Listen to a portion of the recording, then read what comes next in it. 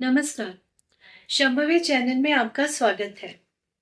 तो आपके साथ मैंने बहुत बार नार्सिसिस्टिक पर्सनैलिटी डिसऑर्डर के ऊपर ही बातें की हैं। वो क्या होता है, एंगर और अब्यूज़ में क्या फ़र्क है। आज भी मैं किसी से बात कर रही थी, 20 साल की उनकी शादी। उन्होंने वीडियोज़ देखे तो समझ में आया कि भई एंगर ये होता है, अब्यूज़ ये होता है, फ़र्क है। वरना हमारा इंडियन कल्चर है probably whether is a man और अ वुमन, हम अडैप्ट करते रहते हैं, एडजस्ट करते रहते हैं, टॉलरेट करते रहते हैं और उसके बाद भी टोटल सरेंडर कर लिया, लेकिन खुशी नहीं मिली। वो एक सुकून होता है, वो नहीं मिला। हमेशा कुछ ना कुछ हम अपने टोज़ में रहते हैं, लाइक वॉकिंग ऑन एगशेल्स। अब क्या हो जाएगा भई, अब क्या हो जाएगा? कल एक लड़की मेरे पास आई, बोलती मैं मैनुअल लेबर करने का काम ज़्यादा है मेरा, जो मेरा वर्क है, पार्लर में काम करती है वो। तो उसने बोला कि मैं बाहर रह के खुश हूँ, मैं मेहनत करके खुश हूँ और खुशी मिलती है मुझे। मगर घर जाने का नाम सोचते ही मुझे अच्छा नहीं लगता।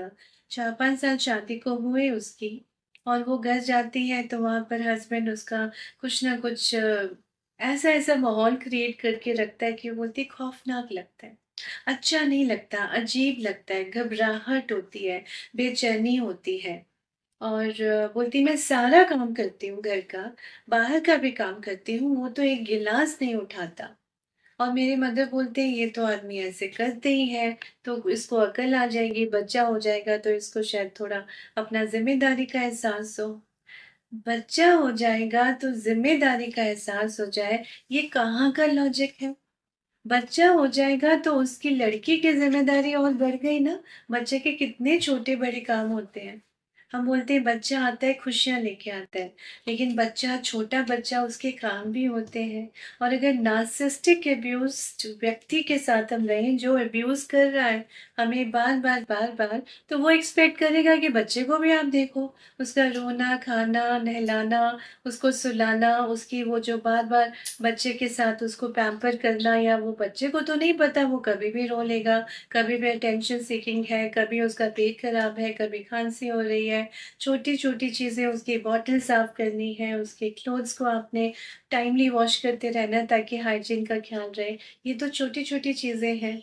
उसके बाद फिर आप अपना ऑफ़िस का काम भी कर रहे हैं, घर का काम भी कर रहे हैं और उसके बाद भी आपकी तौहीन होती जा रही है, आपकी इंसल्ट होती है, आपके पेरेंट्स को कॉल करके बुलाया जाता है और ये बताया जाता है कि ये लड़की तो कोई काम ही नहीं करती, इसको तो किचन में काम करने का इंटरेस्ट ही नहीं है, इसको तो घर में इंटरेस्ट ही नहीं है, इसका तो घर से दौड़ने का दिल करता रहता है। घर से दौड़ने का मतलब ऑफ़िस जा रही है और वहाँ के पैसे उसे चाहिए। ऑफिस में जो कमा रही है, वहाँ के पैसे उसे चाहिए। हालाँकि अभी मैं बताने लगी हूँ लड़कियों को भी, लड़कों को भी, जो इस नार्सिसिस्टिक अब्यूज़ के विक्टिम्स हैं, कि भई फाइनेंशियल कंट्रोल अपने हाथ में रखो, जो कि बहुत इम्पॉसिबल है। बहुत इम्पॉसिबल हो जाता है। और मैंने उस लड़की को बोला, भई अगर तुम्हारी मदर के टाइम ये चीज़ें होती कि तुम पत्नी हो इसलिए सारा काम तुम्हें करना है, तो पत्नी हो कि नौकरानी? तो वो लड़की बड़े भोलेपन से और बड़ी इनोसेंटली, उसका फर्स्ट रिएक्शन क्या था कि मैम इसमें फ़र्क क्या होता है? पत्नी को तो नौकरानी की तरह सारे काम करने होते हैं।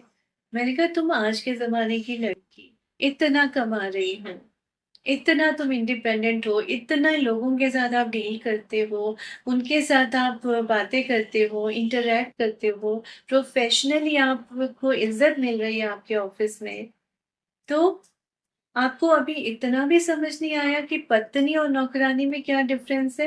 क्योंकि पत्नी नौकरानी होती है, तो बोलती है फिर घर के काम कौन करेगा? पति शेयर क्यों करेगा? वो करता ही नहीं। और उसकी मदर इन लॉ भी बोलती है ये क्यों करेगा?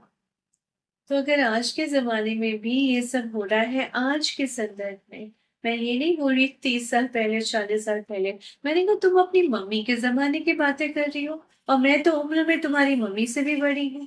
फिर भी मैं तुम्हें ये कह रही हूँ कि क्या कर रही हो तुम? क्या सोच रही हो तुम? तुमको अपने पैरों पे खड़े होना है एक बात है, पर इकोनॉमिकली इंडिपेंडेंट भी तो हो, अपनी इन्वेस्टमेंट्स करो, अपना ये ध्यान रखो कि मनी मनी कहाँ जा रहा है। वो तो अपने पैसे का हिसाब नहीं रखता, नहीं देता, आपको बोलती बिल्कुल नहीं देता। और रादर वो उसके फ़ोन पे कौन कॉल कर रहा है, जो भी अपनी बहन उसकी कॉल करे उसको पसंद नहीं है, माँ कॉल करे उसे पसंद नहीं है, आप वो खुद भी करता रहे। आप उसके पास 3-4 फ़ोन हैं और वाइफ़ के पास एक ही फ़ोन है। चाहे वो ऑफ़िस का काम उसमें करे, चाहे घर का काम उसमें करे, जैसा भी फैमिली मेंबर्स के साथ बात करे। अपने परिवार वालों से बात करनी है तो वो ऑफ़िस टाइम में करती है, क्योंकि घर में अलाउड नहीं है। और ये आज के संदर्भ में बात हो रही है भई, तो बताइए ये नॉर्मल है? नहीं। और अगर आप जो सुन रहे हैं या आपके दोस्त हैं या आपके रिलेटिव्स हैं और आपको लगता है कि वो इस स्थिति से जूझ रहे हैं, गुज़र रहे हैं और नॉर्मलाइज़ कर रहे हैं अब्यूज़ को, भई ये अब्यूज़ है, ये नॉर्मल बिल्कुल भी नहीं है। और उसके बाद भी वो उसके इतने सारे पैसे लेता रहता है, कभी किसी नाम पे, कभी किसी नाम पे। और वो बोलती है कि जैसे बाहर जाके बोलते हैं, "आज तो मैं तुम्हें पार्टी करूँगा, आज तो हम लोग ये तुम्हें ट्रीट दूँगा, आज तो ये तुम्हें शॉपिंग कराऊँगा।" और जब शॉपिंग हो जाती है, रेस्टोरेंट में चले गए, जो भी जहाँ भी आपको अपने मोबाइल से आपको ट्रांज़ैक्शन करनी है फाइनेंशियल, तो उसका मोबाइल ही नहीं चलेगा, नेट ही नहीं चलता, मगर लड़की का चल रहा होता है। और फिर वो लड़की अपना नेचुरली कहती मैं पेमेंट दूँ, हमेशा हर बार यही होता है। और मैं घर आके पैसे माँगूँ तो बोलते हैं तेरे और मेरे पैसे में क्या फ़र्क है? तो ये जो ऐसे मनस्थिति के नार्सिसिस्टिक अब्यूसिव लोग होते हैं, वो एक गोल्ड डिगर्स की बात करते हैं, ये लोग लेबर डिगर्स होते हैं। ये उन लोगों को पसंद करते हैं, उन लोगों का शिकार करते हैं, जिनसे वो लेबर ले सकें और पैसे भी ना दें।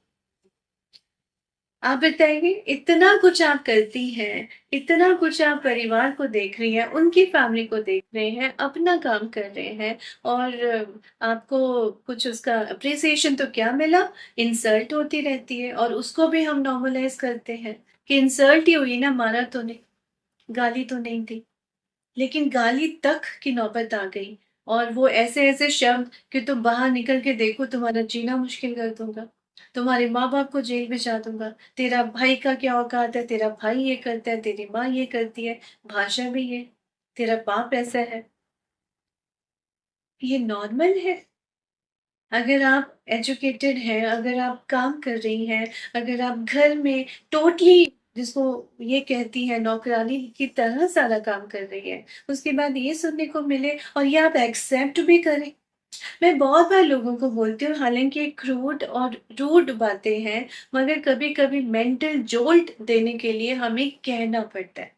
कन्फ्रंटेशन थेरेपी का पार्ट हो जाता है। तो मैं कहती हूँ, फिज़िकल रेप कोई किसी का करे, वो नॉर्मलाइज़ है। वो नॉर्मल है।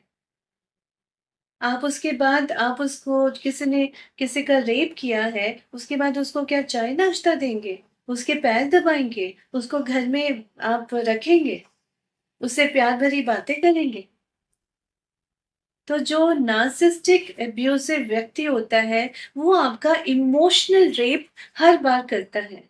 कितनी बार करता है? लव बॉम्बिंग करते-करते गैस लाइटिंग हो रही है और इस तरह की गालियाँ आप अपने पेरेंट्स के लिए सुन रहे हैं, अपने लिए सुन रहे हैं, आपके चरित्र हनन की बातें, कैरेक्टर असैसिनेट। अगर आपका ऑफ़िस से किसी मेल कलीग का कॉल आ गया, बोले तुम्हारा उससे चक्कर है। अगर आपने किसी मैनेजर से बात कर ली या प्रोफेशनली किसी सो कॉल्ड मैन से बात कर ली, तो ये कैसे हो गया? ये क्यों कर रहे हो तुम? क्यों बात करते हो? लेकिन आप कुछ भी कर रहे हैं तो हम इसको क्वेश्चन नहीं कर सकते। तो क्या ये इमोशनल रेप नहीं है? और जो आपका रेपिस्ट है, उसका आप फिर भी ख़्याल रख रहे हैं, फिर भी उसको गरम-गरम खाना, चाय-पानी और सब नाश्ता उसका पूछ रहे हैं, उसके कपड़े धो रहे हैं, उसके घर उसके लिए उसके घर को सजा रहे हैं, साफ-सफाई कर रहे हैं और फिर नौकरों की भांति कि पत्नी और नौकर में क्या फ़र्क है? ये भी नहीं जानते। जानते हैं, लेकिन नॉर्मलाइज़ कर रहे हैं। Please don't do this. अगर आपके आस-पास कोई ऐसा है, आप प्लीज़ उनको रेफ़र करिए। They need to meet with a mental health professional. Normal नहीं करना, नॉर्मलाइज़ नहीं करना, जो गलत बात है, वो गलत है। तो आप सब भी जो सुन रहे हैं, अगर इस हालात से गुज़र रहे हैं या आपके दोस्त आपको लगता है ऐसा कुछ फ़ेस कर रहे हैं, तो प्लीज़ ये वीडियो आप उनके साथ ज़रूर शेयर कीजिए। बहुतों की दुआएँ आप करवाएँगे। बहुत-बहुत धन्यवाद।